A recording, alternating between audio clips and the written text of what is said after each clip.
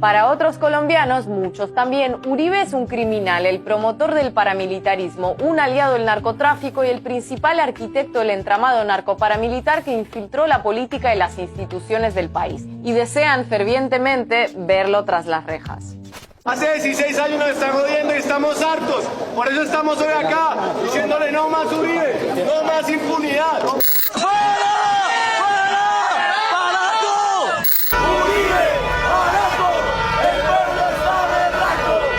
¡Uribe, fascista! ¡Usted es el terrorista! ¡Uribe, fascista! ¡Usted es el terrorista! Y por lo que parece, son estos últimos los que están más cerca de ver cumplido su deseo. La Corte Suprema de Justicia decretó prisión domiciliaria preventiva contra el expresidente por su presunta manipulación de testigos y fraude procesal durante una investigación sobre paramilitarismo. El hoy senador habría presionado a exparamilitares para que cambiaran sus versiones en procesos judiciales que pudieran salpicarlo. No es la única causa activa en su contra, pero sí la que de momento ha llegado más lejos. La Comisión de Acusaciones del Senado registra alrededor de 200 denuncias en su contra. En total, al hoy senador se le han abierto cerca de 30 procesos ante la Corte Suprema de Justicia por distintos delitos. Entre los más famosos, las llamadas chuzadas, escuchas ilegales a políticos, activistas y defensores de los derechos humanos por parte de las fuerzas de seguridad efectuadas durante su gobierno entre 2002 y 2010. Las víctimas, coincidencia o no, eran en su mayor parte personas que Uribe tildó en público de traficantes de derechos humanos y terroristas, por lo que consideran que la práctica se llevó a cabo con mínimo su consentimiento y máximo siguiendo instrucciones suyas. O las matanzas paramilitares ocurridas en Antioquia mientras Uribe gobernaba ese departamento.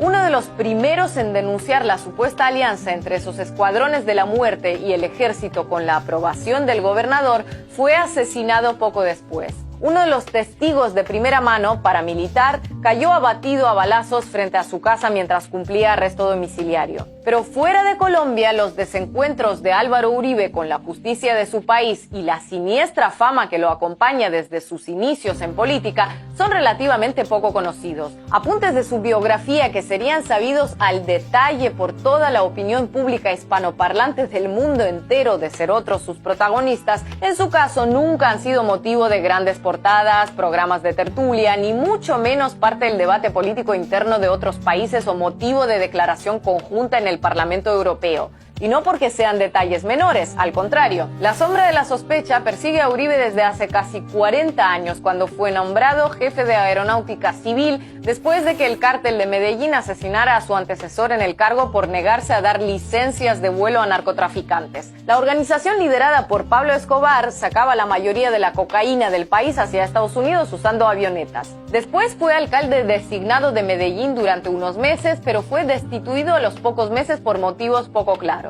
Según un libro de un famoso empresario local publicado en 2013, el entonces presidente Belisario Betancur pidió su destitución por sus supuestos nexos con el cártel que hizo tristemente famosa a la ciudad. Pero es en 1986 cuando Álvaro Uribe da su primer gran salto a la política colombiana como senador.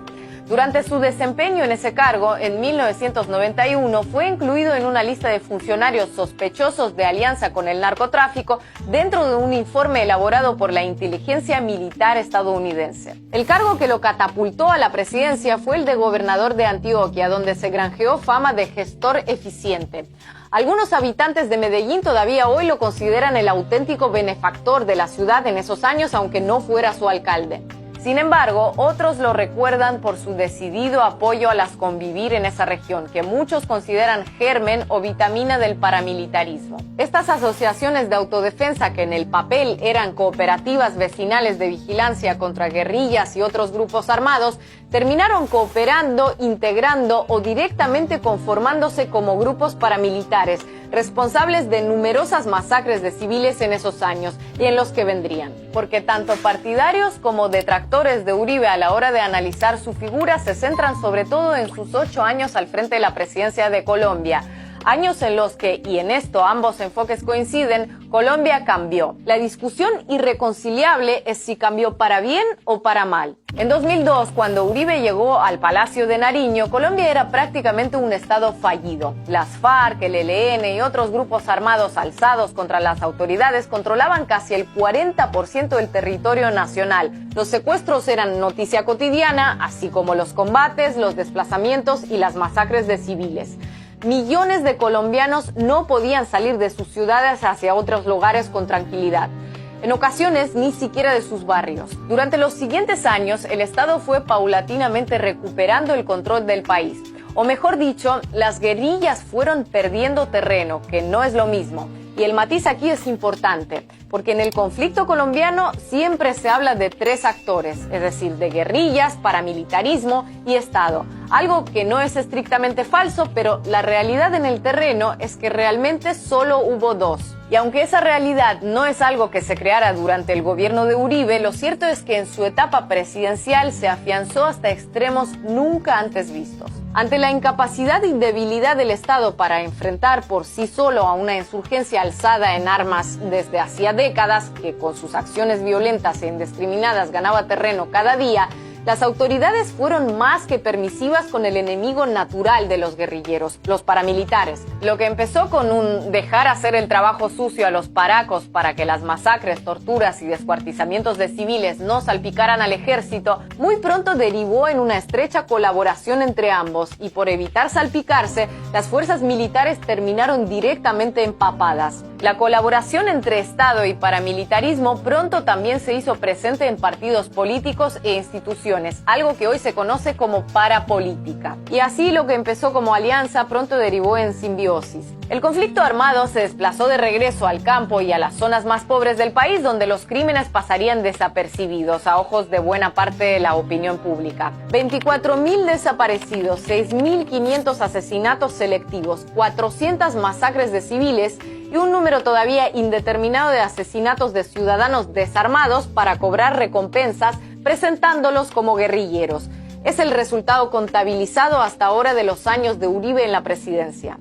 Saldo humano que todavía hoy para muchos colombianos sencillamente no existió.